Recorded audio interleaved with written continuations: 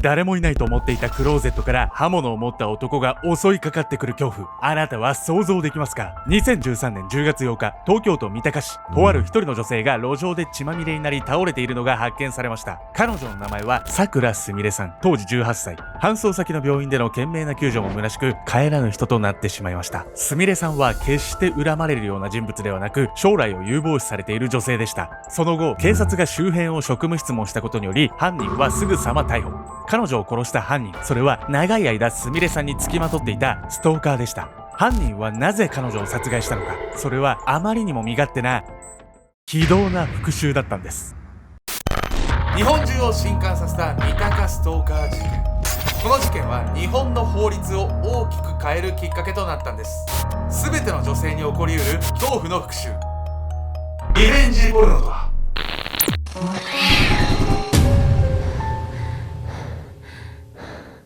最近買ったなんかよく眠れる枕、全然眠れないケンちゃんです。海が一番似合う女、闇やみこです。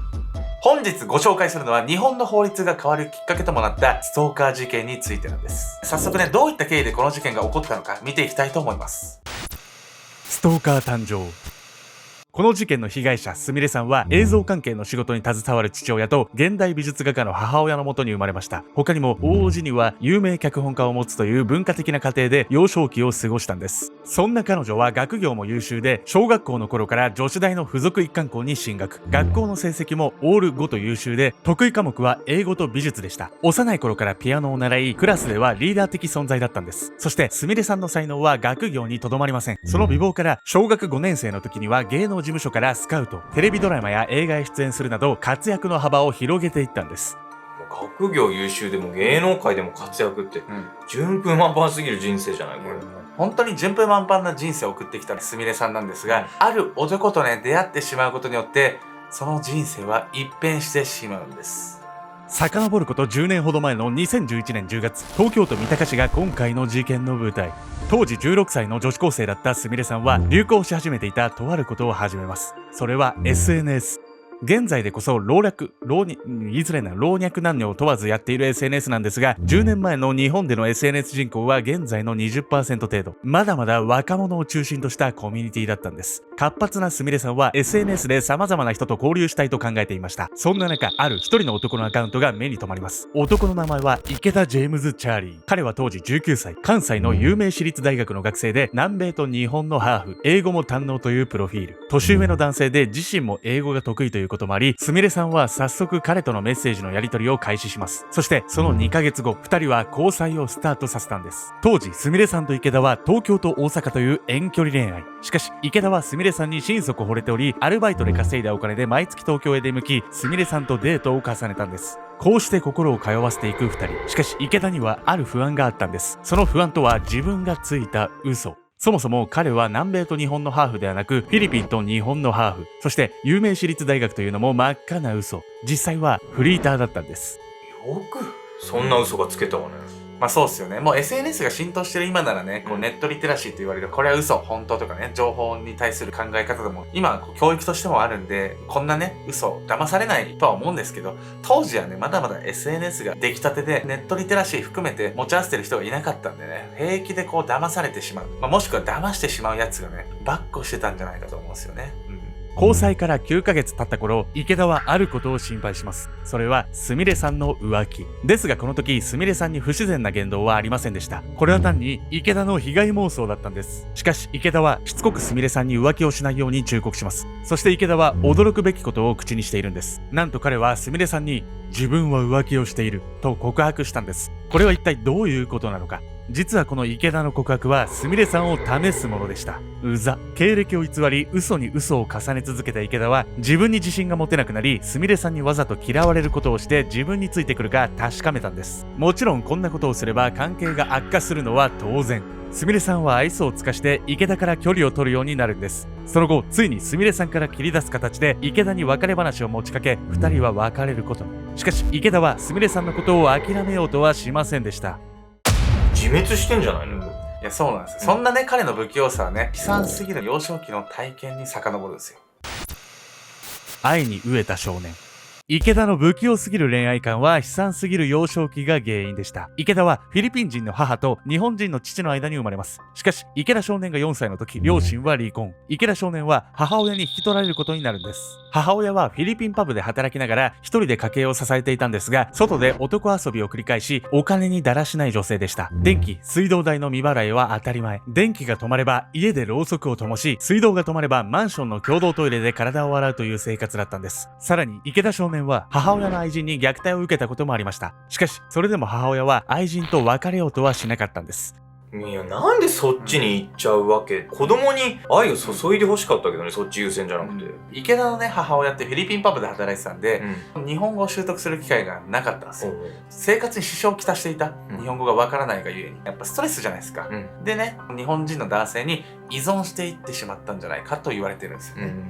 母親は愛人を作り別れることを繰り返しました。それが関係しているのか、親子は住まいを転々としていました。そのため、池田少年の学生生活は転校を繰り返し、友達を作ることなどできるはずもありませんでした。こうして愛と友情に飢えた人生を送ってきた池田少年。それゆえ、すみれさんと交際できた時はさぞかし嬉しかったことでしょう。彼にとってすみれさんは初めて交際できた女性だったんです。しかし、この辛い少年時代の過去が影響してか、彼はすみれさんに依存してしまうんです。実際池田は家庭のことをすみれさんに話した際、心優しい彼女に、家族が愛してくれないなら私が欠けてる愛情を満たしてあげると言われたというんです。そんな彼女を失う恐怖が池田を追い込んでしまったんです。ちなみにね、池田はすみれさんに対して浮気を見せつけていたんですけれども、それは幼児が母親の愛情を確かめるためにいたずらをするみたいな構造と一緒なんですよね。そういうことを幼少期に経験できてなかったのかもしれないからね。幼少期にね、こういった感じで愛情をね、受け取れずに育った池田なんですけど、もう大好きなすみれさんにね、別れを切り出されて、黙って納得するわけがなかったんです。リベンジポルノ。すみれさんと別れた後、池田は必要に復縁を迫ります。このアプローチにうんざりしたすみれさん、ついに池田にある決定的な一言を告げます。私、気になる人ができたの。こうしてすみれさんは池田を着信拒否、一切の連絡を取れないようにしたんです。すみれさんの行動に対し池田は大激怒。彼女の言葉が本当なのか SNS ですみれさんのことを調べます。するとすみれさんに新たな恋人がいることを知ってしまうんです。池田はこの事実を知った途端、ショックで体重が10キロ落ちてしまったというんです。そして彼は考えました。俺をこんな風にしたのはあの女だ。ここから抜け出すにはあいつを殺すしかない。こうして彼はすみれさんを殺害することを決意。さらに日本の法律を変えることになる非道な行動にも出るんです。それがリベンジポルノ。聞いたことあるけど、この事件でこういう言葉が出てきたってこと？そうですね。この事件がきっかけで日本にね、リベンジポルノに対する法律っていうものができてきたんです。というわけでね、メトラキーワード。リベンジポルノとは、元交際相手や元配偶者の性的な写真や動画などを復讐の目的でネットの掲示板に公開する行為のこと。池田は交際中に手に入れたすみれさんのポルノ画像を復讐心からアダルト投稿サイトにアップロードしてしまうんです。その数なんと67点。日本においてリベンジポルノという言葉はこの事件が起きるまで一般的ではありませんでした。しかしカメラ機能、ビデオ機能がついたスマホが普及した2000年代以降、世界中で問題となっているんです。ネット上のね、問題ということでね、世界各国では対策が取られてるんですが、日本では一体どうなっているんでしょうか。日本ではこの三鷹ストーカー事件を受けた2014年、リベンジポルノ被害防止法が国会で成立しました。プライベートで撮影された性的画像記録を不特定または多数のものに提供した場合、3年以下の懲役または50万円以下の罰金が課されることになったんです。また画像や動画を拡散させる目的で特定のものに提供した場合も1年以下の懲役または30万円以下の罰金が課されます。そしてプロバイダー責任制限法にのっとり、発信者の反論がなければ該当する動画や画像を削除することができます。2015年の発表によるとね、ネット事業者の3社共同による事業で、セーフライン事業っていうのがありましてですね、リベンジポルノ、児童ポルノに関する情報の約7割の削減に成功してるんです。ちょっと安心できる環境にはなってるわね。ただね、まずね、被害に遭わないようにすることが大事なんで、皆さんも本当に気をつけてください、本当に。被害の対策としては、性的画像や動画を相手に撮影させないこと、脅された場合すぐに警察や弁護士に相談すること、この2つが大事なんです。それでも万が一被害に遭った場合は次の対処法が挙げられます。相手に画像動画の削除を求め、プロバイダーに削除依頼をすること、名誉毀損により刑事告訴をすること、もし万が一リベンジポルノが発覚したら一刻も早く対応する必要があるんです。実は2020年リベンジポルノの相談件数は過去最多の1570件に上ってしまったんです。被害者の7割は20 20代の女性なんです。なのでね、若い方も含めて本当にお気をつけください。相手を疑えっていうわけではないんだけど、お互いのためにそこはしっかり線引きしておくべきよね。そうっす。もうね、付き合うやつも選別した方がいいし、もうね、取らせちゃダメ。絶対ね。非道なね、リベンジポルノを受けてしまったすみれさんなんですが、池田の行いはこれだけにはとどまらなかったんです。クローゼットに潜む殺人鬼。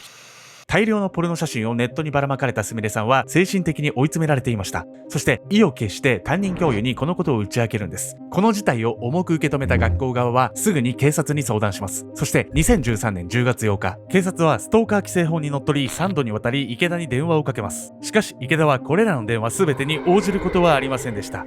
ではその時、池田は何をしていたのか。なんと、すみれさんの自宅前に立っていたんです。そしてですね、事態は最悪な展開を迎えてしまうんです。すみれさんの自宅前にいた池田はふと上を見上げ、あることに気がつきます。2階の窓の鍵がかかっていなかったんです。あそこから入れるぞ。そう考えた池田は2階の窓から室内へと侵入。しかしそこにすみれさんの姿は見えません。そこで池田はクローゼットに身を隠し、すみれさんの帰りを待つんです。そして池田がすみれさんの自宅に侵入して数時間後、とうとうすみれさんが学校から帰ってきました。玄関の扉が開く音。池田はクローゼットの中でこの音に反応し、手汗まみれの手でナイフを強く握りしめます。そしてすみれさんの足跡がクローゼットの前に来た瞬間、勢いよく彼女の前に飛び出したんです。すみれさんは驚きのあまり家を飛び出し、路上へと一目散に逃げ出しました。しかし、がたいのいい池田がか弱い女子高生を捕まえることなどたやすいこと。池田はすみれさんを捕まえると力ずくで引きずり倒します。そして手に持っていたナイフに渾身の力を込め、何度も首や腹に突き刺したんです。すみれさんの悲痛な叫び声が住宅街に響き渡ります。満足した池田はすぐにナイフを捨て逃走。池田が逃走してすぐ、すみれさんは通行人に発見され、すぐに救急車が駆けつけます。しかし、すみれさんが負った刺し傷はかなり深いものでした。搬送先の病院で息を引き取りました。彼女は元交際相手の一方的な逆恨みにより、わずか18年の人生に幕を下ろしたんです。一方、逃走した池田は犯行現場付近でパトロールをしていた警官にズボンの返り血を発見され、あっさりと逮捕。こうして事件は幕を下ろしました。恋愛をこじらせちゃった末に憎しみが勝っちゃったっていうことね、これは。いや、そうなんですよね、本当に。まあ、これだけでもね、大変痛ましい事件なんですけれど、この事件の影響で日本という国が動くことになるんです。事件から4年後の2017年2月、東京高裁で池田の判決が言い渡されます。判決は懲役22年。現在も池田は服役中なんです。すみれさんの母親は法廷でこのように語っています。